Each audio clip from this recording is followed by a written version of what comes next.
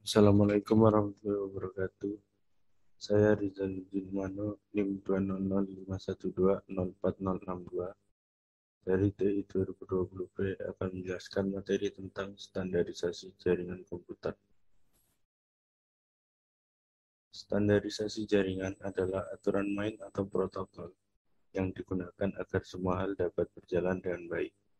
Salah satunya untuk menyelenggarakan komunikasi dari berbagai vendor komputer. OSI. Model referensi OSI atau Open System Interconnection merupakan sebuah standar model referensi yang berisi cara kerja protokol yang dikembangkan oleh Badan ISO atau International Standard Organization. Model referensi OSI ini terdiri dari 7 lapisan. Protokol yang bekerja pada OSI layer. Application layer. Yang pertama ada HTTP atau Hypertext Transfer Protocol. Protokol yang digunakan untuk mentransfer dokumen dan web dalam sebuah web browser melalui www. Protokol yang meminta dan menjawab antar klien dan server. FTP, File Transfer Protocol. Protokol internet yang merupakan standar untuk mentransfer file komputer antar mesin-mesin dalam sebuah jaringan internet. Selanjutnya ada NFS, Network File System. Jaringan protokol yang memungkinkan pengguna di klien komputer untuk mengakses file melalui jaringan dengan cara yang sama dengan bagaimana penyimpanan lokal yang diaksesnya. DNS, Domain Name System. Protokol yang digunakan untuk memberikan suatu nama domain pada sebuah alamat IP agar lebih mudah diingat. POP3, Post Office Protocol. Protokol yang digunakan untuk mengambil mail dari suatu mail transfer agen yang akhirnya mail tersebut akan didownload ke dalam jaringan lokal. MIME, Multipurpose Internet Mail Extension. Protokol yang digunakan untuk mengirim file binary dalam bentuk teks. SMB, Server Message Block. Protokol yang digunakan untuk mentransfer server-server file ke DOS dan Windows. NNTP, Network News Transfer Protocol.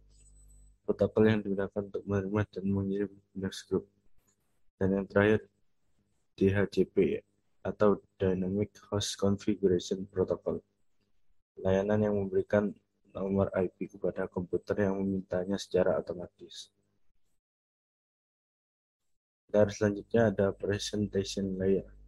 Yang pertama ada Telnet, protokol yang digunakan untuk akses remote masuk ke suatu host. Yang kedua ada SMTP atau Simple Mail Transfer Protocol. Salah satu protokol yang biasa digunakan dalam pengiriman email di internet atau untuk mengirimkan data dari komputer pengirim email ke server email penerima. Yang ketiga ada SNMP atau Simple Network Management Protocol. Protokol yang digunakan dalam suatu manajemen jaringan. Layer selanjutnya ada Session Layer. Yang pertama ada NetBIOS, berfungsi sebagai penyiaran pesan atau memungkinkan user mengirim pesan tunggal secara serempak ke komputer lain yang terkoneksi. NetBEUI atau NetBIOS Extended User Interface, berfungsi sama dengan NetBIOS, tetapi ditambahkan fungsi yang memungkinkan bekerja dengan beragam perangkat keras dan perangkat lunak. Selanjutnya ada ADSP, AppleTalk Data Stream Protocol, berfungsi memantau aliran data di antara dua komputer dan untuk memeriksa aliran data tersebut tidak terputus. Selanjutnya ada PAP atau Printer Access Protocol, berfungsi printer PostScript untuk akses pada jaringan AppleTalk dan untuk mengendalikan bagaimana pola komunikasi antar node. Yang terakhir ada SPDU atau Session Protocol Data Unit, berfungsi mendukung hubungan antara dua session service user. Layer selanjutnya ada Transport Layer. Yang pertama ada TCP, Transmission Control Protocol, protokol yang menyediakan layanan penuh pada lapisan transport untuk aplikasi. Yang kedua ada UDP atau User Datagram Protocol. Protokol connectionless dan process to process yang hanya menambahkan alamat port, checksum error control, dan panjang informasi data pada layer di atasnya. Layer selanjutnya ada network layer. Pertama ada IP atau Internet Working Protocol. Mekanisme transmisi yang digunakan untuk mentransportasikan data dalam paket yang disebut datagram. ARP atau Address Resolution Protocol. Protokol yang digunakan untuk mengetahui alamat IP berdasarkan alamat fisik dari sebuah komputer. RARP atau Reverse Address Resolution Protocol. Protokol yang digunakan untuk mengetahui alamat fisik melalui IP komputer. ICMP atau Internet Control Message Protocol. Mekanisme yang digunakan oleh sejumlah host untuk mengirim notifikasi datagram yang mengalami masalah pada hostnya. Dan yang terakhir ada IGMP atau Internet Group Message Protocol. Protokol yang digunakan untuk memberi fasilitas message yang simultan kepada grup penerima. Data Link Layer. Yang pertama ada PPP atau Point to Point Protocol. Protokol yang digunakan untuk point to point pada suatu jaringan. Yang kedua ada SLIP atau Serial Line Internet Protocol. Protokol yang digunakan untuk menyambung serial. Selanjutnya ada Physical Layer. Dalam Physical Layer ini tidak mempunyai protokol yang spesifik. Ini bertanggung jawab atas proses data menjadi bit dan mentransfernya melalui media seperti kabel dan menjaga koneksi fisik antar sistem. Layer ini hanya mengirimkan bit-bit data. Selanjutnya ada TCP/IP atau Transmission Control Protocol Internet Protocol.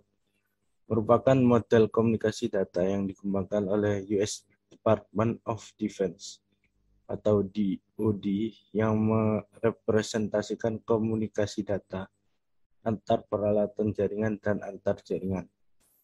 TCP/IP ini terdiri dari 4 lapisan. Macam-macam layer TCP/IP. Pertama ada application layer, berperan sebagai high level protokol yang melakukan proses representasi, encoding, dan dialog kontrol data.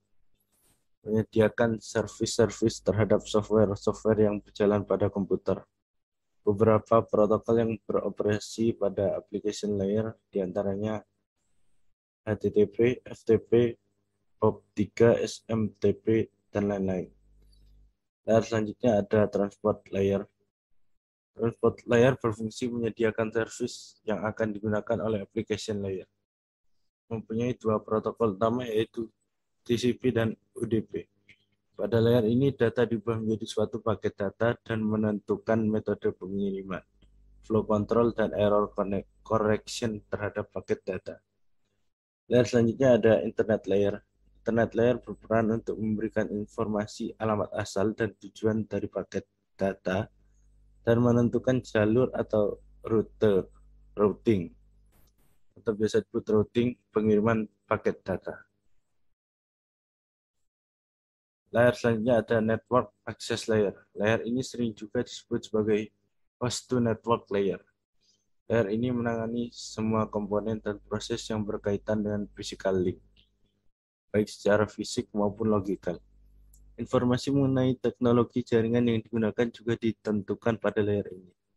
Pada layer ini terdapat protokol-protokol seperti Ethernet pada LAN, PPP pada WAN, dan juga frame relay. Perbedaan TCP dan UDP. Jenis koneksi. TCP adalah connection oriented. Maksudnya perlu melakukan negosiasi sebelum melakukan pengiriman data.